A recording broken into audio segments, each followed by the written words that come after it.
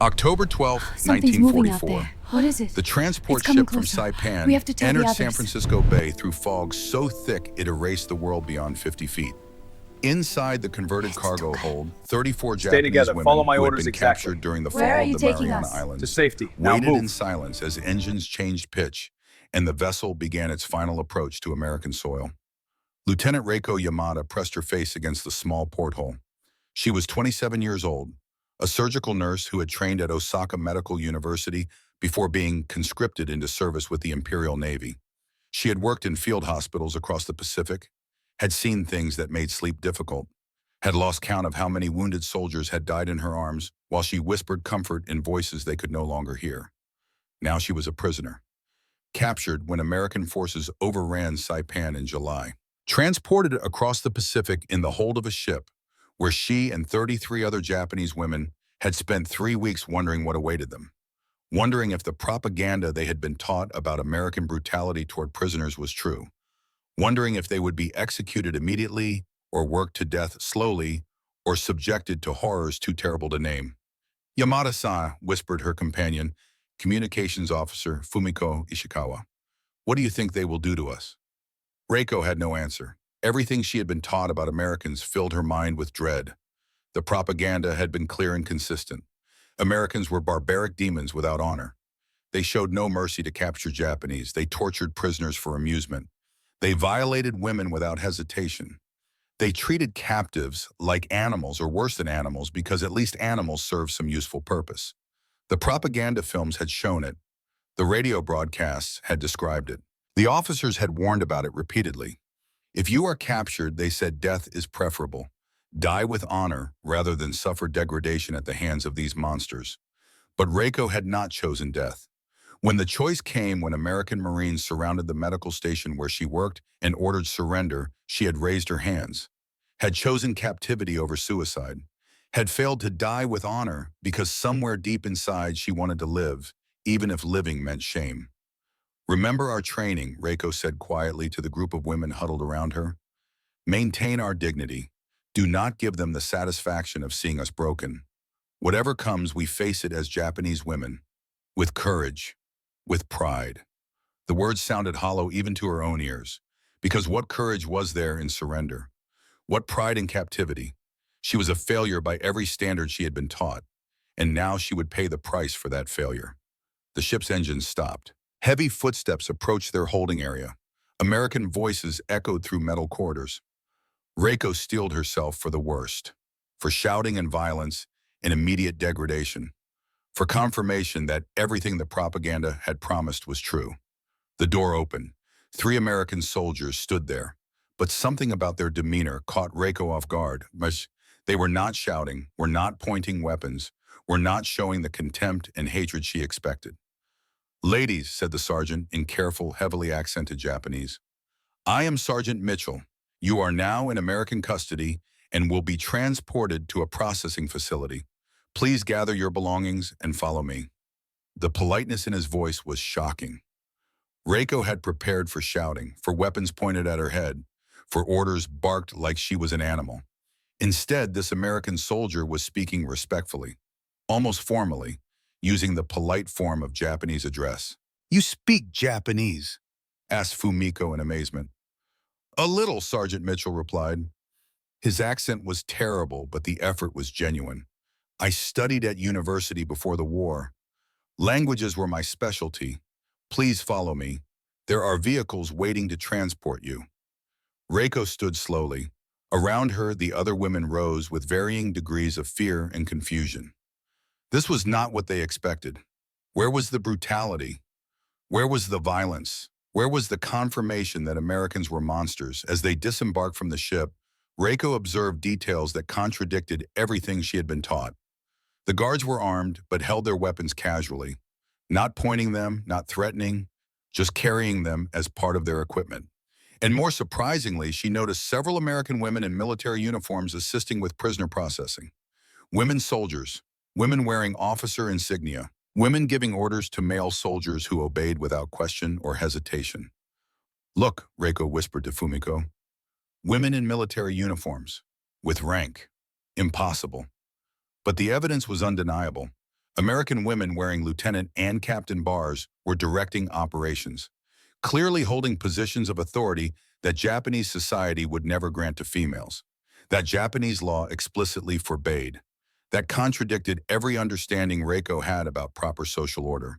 They were loaded onto buses, clean buses with seats and windows, not trucks, not transport vehicles designed for cargo or animals, actual passenger buses as if they were people deserving of basic comfort.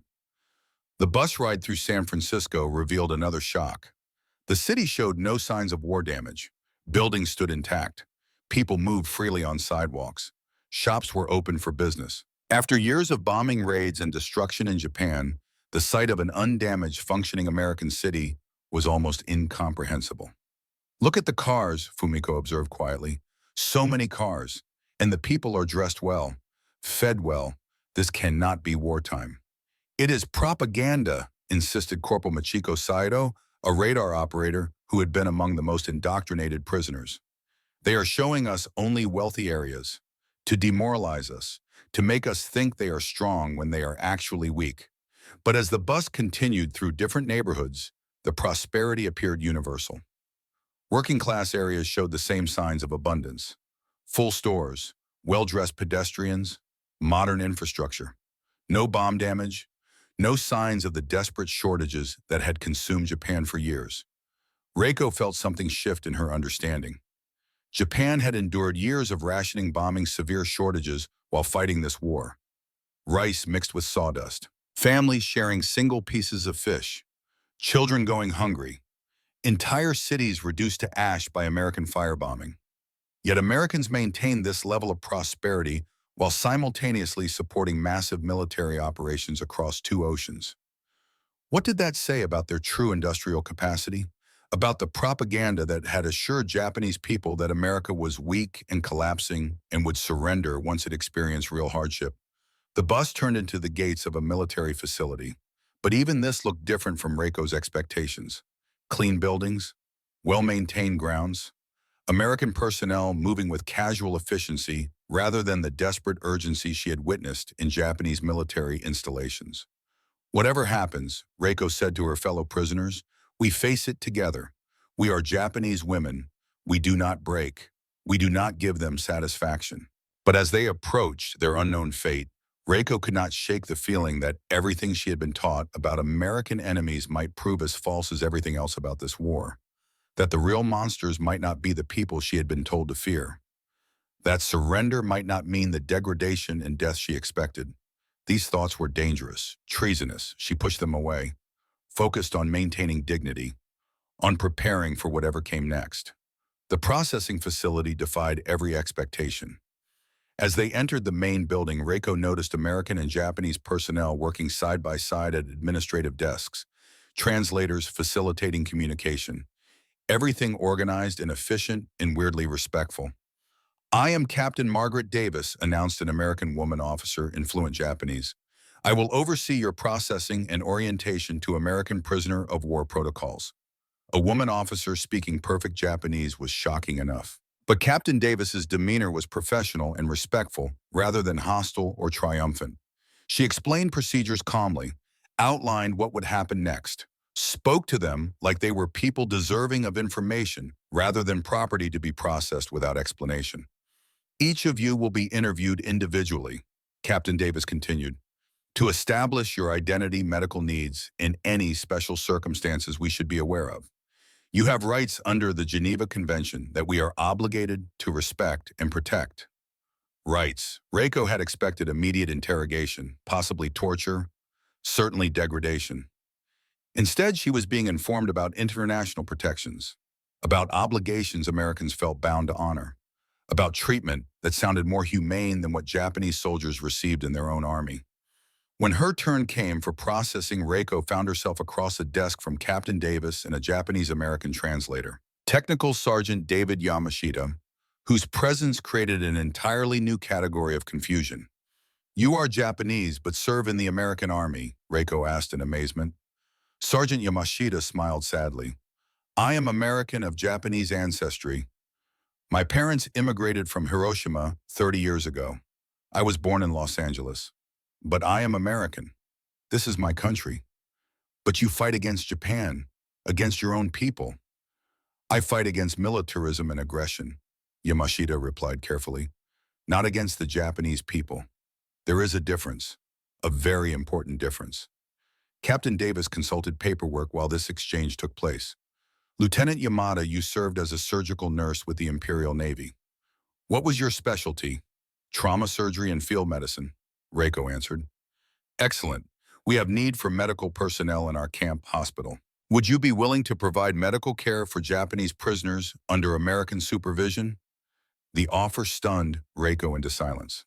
They would trust a Japanese prisoner to treat other prisoners, would give her access to medical supplies and equipment, would allow her to practice her profession even in captivity. You would trust me, she finally managed. We would trust a qualified medical professional to provide care for people who need it, Captain Davis replied. Your nationality does not change your medical training or your oath to help the sick and injured. As processing continued, Reiko learned details about American prisoner policies that challenged every assumption she held. Japanese prisoners would receive the same medical care as American soldiers, would be housed in clean, adequately heated barracks, would receive nutritious meals 3 times daily, would have access to recreational activities, educational programs, regular correspondence with families in Japan. This cannot be real, Reiko whispered to Fumiko during a break in processing. They are describing treatment better than what Japanese soldiers receive in our own army. Maybe it is psychological warfare, Fumiko suggested. Treat us well initially, then use that kindness to extract intelligence or cooperation. But Sergeant Yamashita, overhearing their conversation, offered a different explanation. Ma'am, American prisoner policy is based on the belief that treating captives humanely reflects our values, not theirs. We maintain our standards regardless of how our enemies behave. That is what civilization means. That afternoon, they were transported to their assigned quarters. Clean wooden barracks with individual beds, actual beds with mattresses and blankets, not straw mats on floors, not communal sleeping areas. Individual spaces with privacy and comfort. Each prisoner received a footlocker for personal belongings. Access to a communal washroom with hot running water, clean towels, soap, basic toiletries. Hot water, Machiko asked in disbelief, turning on a faucet and watching steam rise. In a prison camp and clean towels, another prisoner touched the soft fabric with amazement. When did we last have clean towels in Japan? When did we last have enough hot water that we could bathe without rationing every drop? Reiko examined the barracks with analytical precision, looking for the trick, the deception, the hidden cruelty that would reveal itself. But she found only basic comfort, nothing luxurious, but adequate, clean.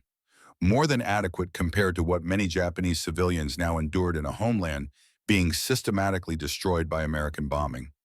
As evening approached, Reiko faced her first test of American prisoner policies. She was escorted to the camp hospital to meet Dr. Thomas Sullivan, the chief medical officer. Lieutenant Yamada, Dr. Sullivan said through Sergeant Yamashita's translation, I understand you are a trained surgical nurse with field experience.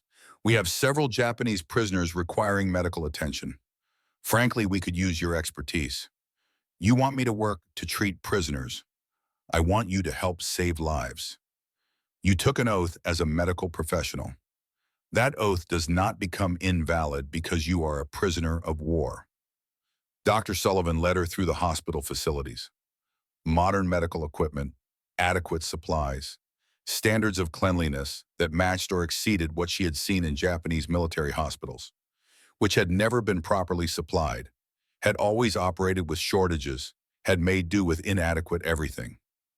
Dr. Sullivan, Reiko asked carefully through the translator, why do you provide such excellent medical care for enemy prisoners? Sullivan looked at her directly. Because they are human beings, first enemies second, and because maintaining our humanity in war is what separates civilization from barbarism. We choose to be civilized even when our enemies are not. That night, lying in a clean bed with warm blankets, Reiko tried to process what she had experienced. Instead of brutalization, she had encountered respect. Instead of degradation, she had been offered meaningful work utilizing her professional skills. Instead of starvation, she had eaten a nutritious meal. Better than what most Japanese soldiers received. Better than what Japanese civilians now endured. Fumiko, she whispered to her friend in the next bed. What if everything we were told about Americans was wrong? What if the propaganda was lies, all of it? The question hung in the darkness, unanswered, unanswerable, but growing in Reiko's mind like a seed planted in fertile soil, waiting to sprout, waiting to transform her understanding of the world and her place in it. Because if Americans were not monsters, then what did that say about the system she had served, about the ideology she had been taught, about the war that had consumed her youth and killed so many of her countrymen? These were dangerous thoughts, treasonous thoughts, but Reiko could not stop them, could not unsee what she had seen, could not unknow what she now knew. The propaganda had promised monsters. Instead, she had found humans, complicated, flawed humans, but humans who seemed committed to maintaining basic decency even toward enemies, who followed laws even when it would be easier not to, who treated prisoners with dignity because that reflected their values, not because prisoners deserved it. Reiko did not sleep well that first night, but it was not fear that kept her awake. It was the slow, painful, devastating realization that everything she believed might be backwards, that the real monsters might be the system that had lied to her, that freedom might come from captivity, that losing the war might be the only way Japan could be saved from itself. These thoughts were too large, too dangerous, too transformative. Reiko pushed them away, but they kept returning, persistent, undeniable, waiting for her to acknowledge what she already knew but could not yet accept. The war had made her a prisoner, but captivity was beginning to set her free. 2 weeks into captivity, Reiko stood in the camp hospital performing surgery on a Japanese prisoner who had been injured during capture. An infection had developed. Without treatment, the man would lose his arm, possibly his life. Reiko worked with practiced efficiency, cleaning the wound, debriding dead tissue, applying sulfa powder, suturing with careful precision. Around her, American nurses assisted with professional competence, treating her as a respected colleague rather than an enemy captive. Sutures look excellent, Lieutenant, observed Nurse Captain Sarah Thompson, examining Reiko's work with approval. Your technique is very clean. Where did you train? Tokyo Imperial University Medical School, Reiko replied. Still amazed that American medical staff treated her as an equal, spoke to her with respect, valued her professional opinion. Impressive. That is one of the world's finest medical programs. We are fortunate to have your expertise available. The conversation felt surreal. In Japan, Reiko's medical training had been tolerated but not celebrated. Women in medicine were acceptable as nurses, but discouraged from pursuing advanced roles. Her surgical skills had been acknowledged but never properly utilized. Male doctors always took precedence, always received credit, always held authority. But here American nurses treated her as a peer, asked her opinion, implemented her suggestions, acknowledged her competence without qualification or condescension. The surgery was interrupted by Dr. Sullivan entering with news that would challenge Reiko's understanding even further. Lieutenant Yamada, we are receiving Japanese prisoners from other facilities who require specialized surgical care. Would you be willing to expand your duties to treat patients from throughout the Western prisoner system? You want to increase my responsibilities. We want to save lives. Your surgical skills could help dozens of Japanese prisoners who might otherwise face permanent disability or death. Will you help us? After Dr. Sullivan left, Nurse Thompson continued their conversation with obvious curiosity about Japanese medical practices and social customs. What struck Reiko most was the genuine interest and respect in her questions. Not condescension, not mockery, just authentic desire to understand. Sarah, Reiko said carefully. Using the first name felt strange, but the American nurse had insisted. May I ask you something personal? Of course. In Japan, women are not permitted to hold positions of authority over men, especially in military settings. Yet here you outrank male soldiers. You give orders to men. They obey without question. How is this possible? Sarah smiled. American women have been fighting for equality for decades. The war has accelerated that process. We have proven we can perform any job as competently as men. Medicine Engineering Administration. Capability matters more than gender. And American men accept this. Some do not. But results speak for themselves. Women doctors save lives just as effectively as male doctors. Women pilots fly just as skillfully as male pilots. When competence is obvious, prejudice becomes harder to justify. That afternoon, Reiko attended a camp educational program where Japanese prisoners were learning English-American history and democratic principles from volunteer instructors. The concept itself was revolutionary. Education for prisoners. Not indoctrination, not propaganda, just information about American society presented objectively. Democracy means government by the people, explained Professor Ellen Richards, a retired teacher who donated her time. Citizens choose their leaders through elections. Those leaders serve at the pleasure of the people, not the other way around. But how can ordinary people make intelligent decisions about complex government policies? Asked one Japanese prisoner. The question reflected deep skepticism about human nature and the capacity of common people. Through education, debate, and access to information, Professor Richards replied, democracy requires an informed citizenry, which is why education and free speech are fundamental rights. People cannot make good decisions without good information. Fumiko, who had been attending these classes regularly, approached Reiko afterward with obvious excitement. Yamada-san, they are teaching us about American society, not to convert us, not to break us, just to help us understand why Americans fight this war. They believe their system is worth defending, not imposing on others. What do you mean? Professor Richards explained that Americans do not want to conquer Japan. They want to defeat Japanese militarism so both countries can coexist peacefully. They are fighting for the right of nations to choose their own governments, not to force one system on everyone. That evening, Reiko participated in something that would have been unthinkable in Japan, a discussion group where Japanese prisoners freely debated American political and social systems with their captors. No one was punished for criticism. No one was forced to accept American viewpoints. Disagreement was treated as healthy intellectual discourse.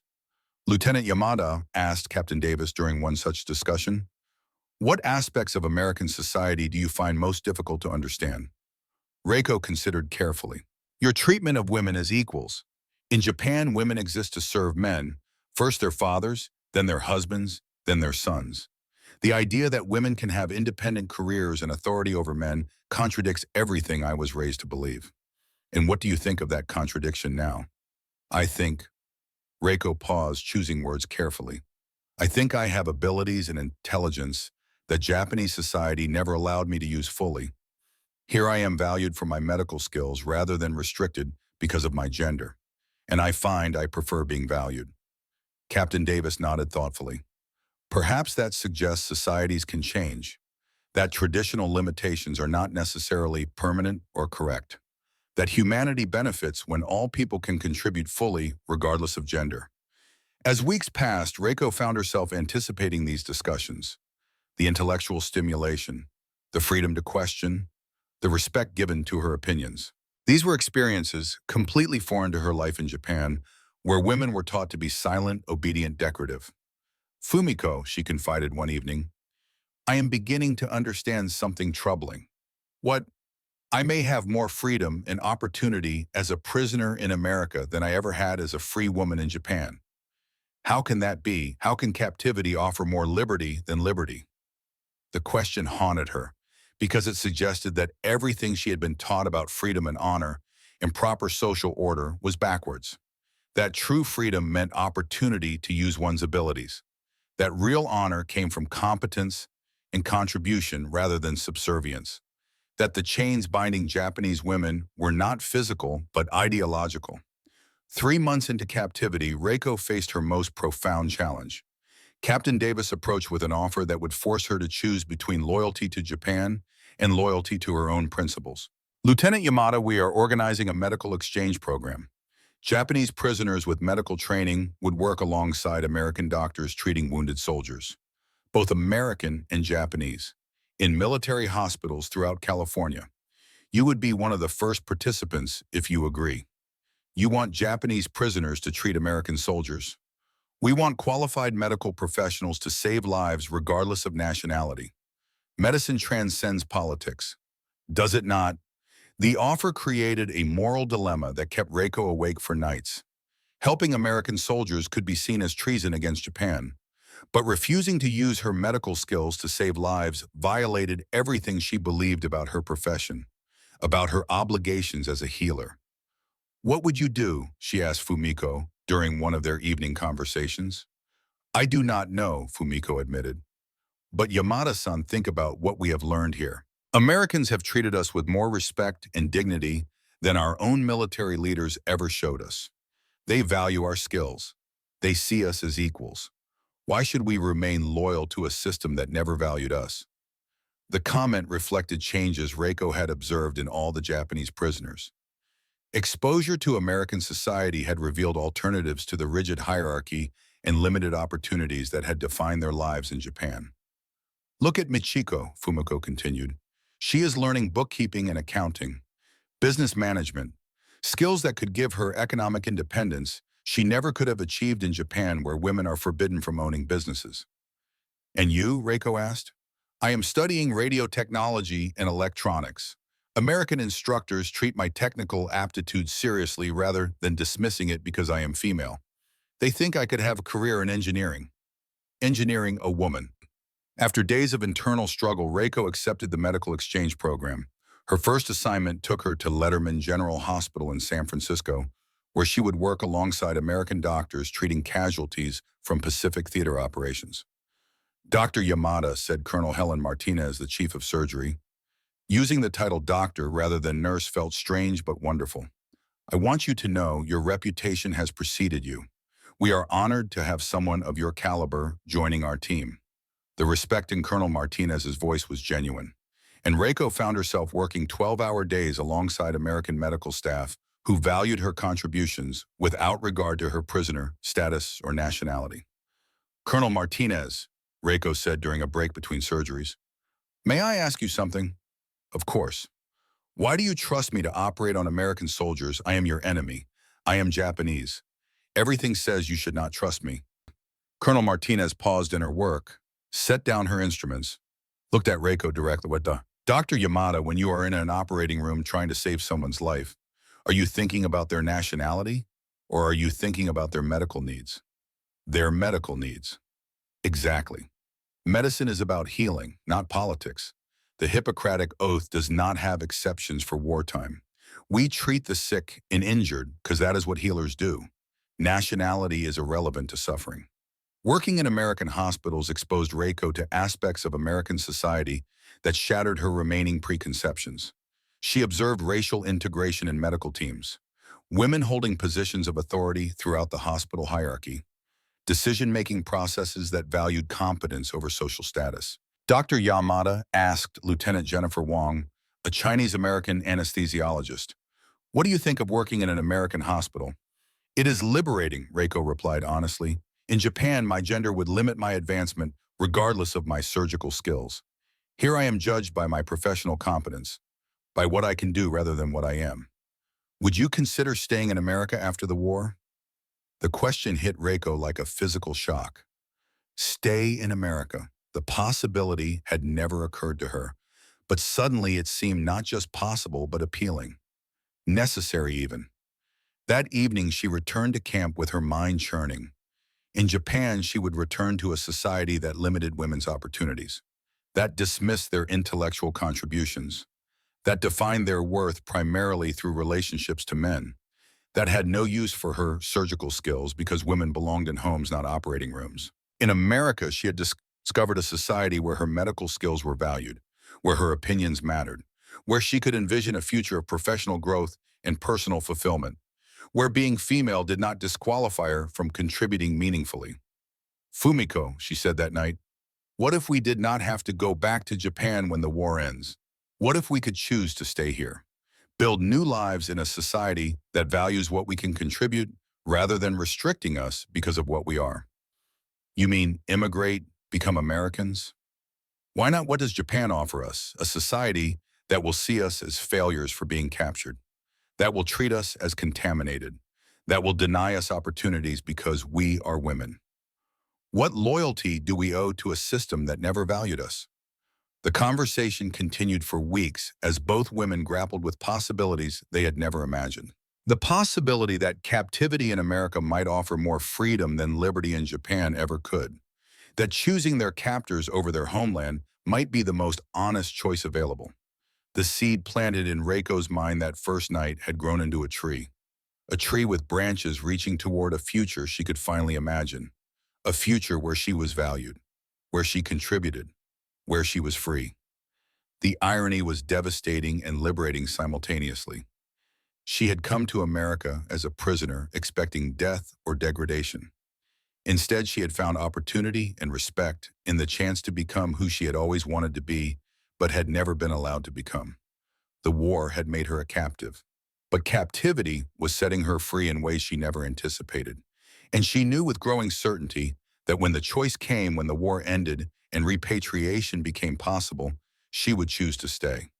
Not because she hated Japan, but because she loved the person she was becoming in America more than the person she had been forced to be in Japan.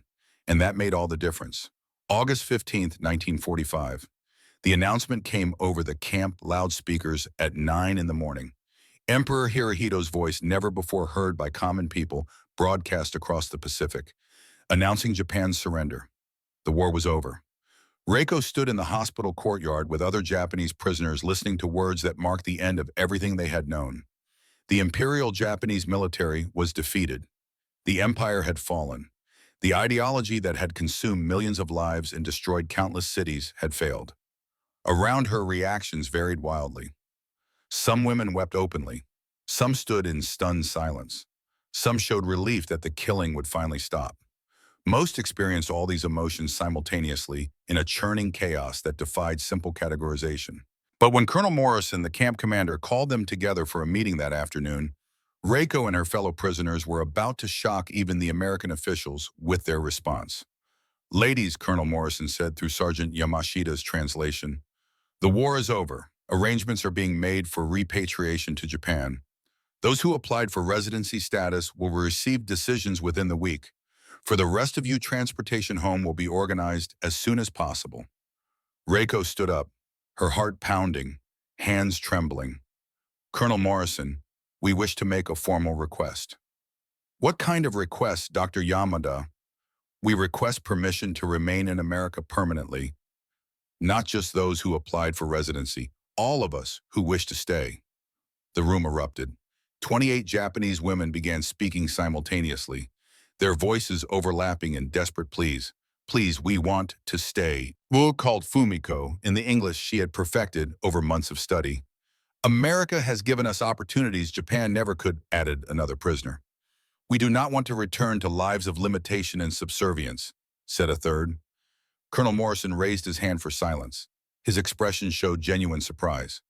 "Ladies, I need to understand this clearly. You are saying you prefer to remain in America rather than return to your homeland?" "Yeah," came the unanimous response from 28 voices. Michiko, tears streaming down her face, stood to address the group.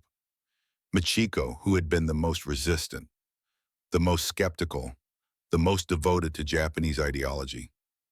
6 months ago, Michiko said, "I called staying here betrayal. I insisted we maintain loyalty to Japan no matter what. But I have learned that betrayal of a system that oppressed us is not betrayal, it is liberation. I have learned bookkeeping and accounting here, skills that could give me economic independence. In Japan, I would return to being property. Here, I can be a person. I choose person." Captain Davis, who had worked closely with the women throughout their captivity, stepped forward. "Colonel, these women have integrated remarkably well into American society. They have contributed professionally. They have learned democratic principles. They have demonstrated the values we hope to see in American citizens. I believe they deserve serious consideration." Over the following days, immigration officials conducted intensive interviews to process the unprecedented mass request for permanent residency from former enemy prisoners. The paperwork was complex. The precedents were non-existent. But the determination of these Japanese women was undeniable. Dr. Yamada, Immigration Officer Margaret Foster, asked during Reiko's final interview, "You are asking to abandon your country, your family, your entire cultural identity. Are you certain about this decision? Reiko had prepared for this question, had thought about it constantly, knew her answer with absolute certainty. Ma'am, I am not abandoning my cultural identity. I am choosing to live it freely. In Japan, being a woman meant limitation, subservience, silence. In America, I can be Japanese and female and professional and respected simultaneously. I can honor my heritage while building a better future. Why would I choose limitation when freedom is available? What about your family in Japan? Reiko's voice broke slightly. I love my family. My parents raised me with care and dedication, but I cannot return to being property. Here I am a person. In Japan, I would be a failure for being captured. I would be contaminated for having contact with Americans. I would be denied opportunities because of my gender. My family would love me, but society would reject me. Here I am valued for what I can contribute. That is worth more than returning to a homeland that would never allow me to be who I truly am. The interviews revealed consistent themes from all the women. Professional opportunities unavailable in Japan, respect for women's intelligence and capabilities, freedom to make independent choices, integration into a society that valued competence over social status.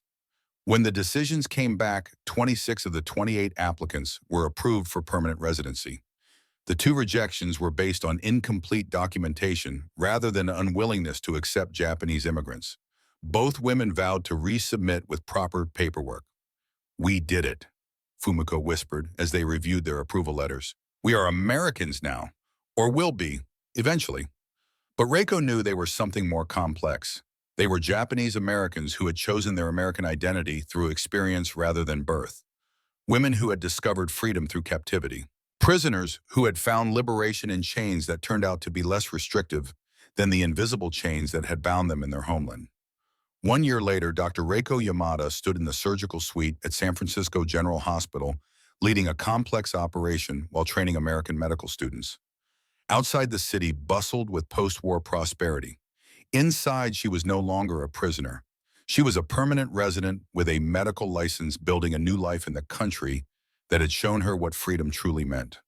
Dr. Yamada, said her colleague, Dr. Helen Martinez, the board of directors has approved your application for citizenship. Congratulations. You will be sworn in as an American citizen next month. American citizenship, the final step in a journey that had transformed her from enemy prisoner to respected surgeon to full member of American society. That evening, she met with her fellow former prisoners at their monthly gathering, a tradition they had maintained to support each other through the challenges of building new lives in a new country. Can you believe it has been 18 months since we arrived expecting brutalization and death? Asked Fumiko, now working as an electronics engineer for a San Francisco technology company. And now we are American citizens with careers our Japanese families could never have imagined, added Michiko, who had become an accountant and business consultant. Do you ever regret staying? Asked one of the younger women. Reiko considered the question seriously. I miss Japan, the food, the language, the cultural traditions I grew up with. I miss my family terribly, but I do not miss being told I was inferior because of my gender. I do not miss having my intelligence dismissed or my ambitions crushed. I do not miss being property instead of person. What do you think happened to the women who returned to Japan? Fumiko wondered. They returned to the same limitations we escaped, Reiko said quietly. Social restrictions, economic dependence on men, voices that do not matter in important decisions. They are probably surviving, but I do not think they are thriving, not the way we are. The conversation was interrupted by a knock at the door. Major Davis, promoted from captain, had come to deliver news that would complete their extraordinary journey. Ladies, I have a message from the War Department. Your story has been documented as part of the official record of prisoner of war programs. You have become an example of successful integration that is influencing American immigration policy. The government is considering expanding opportunities for Japanese immigrants based partly on your success.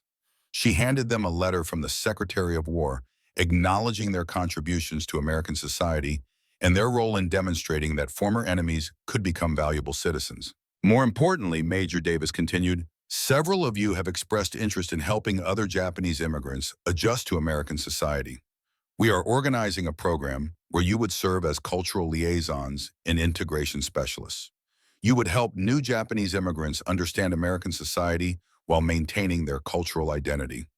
The opportunity to help other Japanese women discover the same freedom they had found excited all of them. We could help them understand they do not have to abandon their Japanese identity to become Americans. Reiko realized they can be both, Japanese and American, honoring heritage while embracing new opportunities. 6 months later, at her citizenship ceremony, Reiko stood with her hand over her heart, reciting the Pledge of Allegiance, alongside immigrants from dozens of countries. When the ceremony concluded, she was officially Dr. Reiko Yamada, American citizen. "How does it feel?"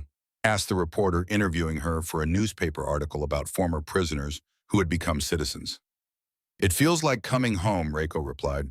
"Not to a place, but to a society that values what I can contribute rather than limiting me because of what I am. It feels like finally being allowed to become who I always wanted to be."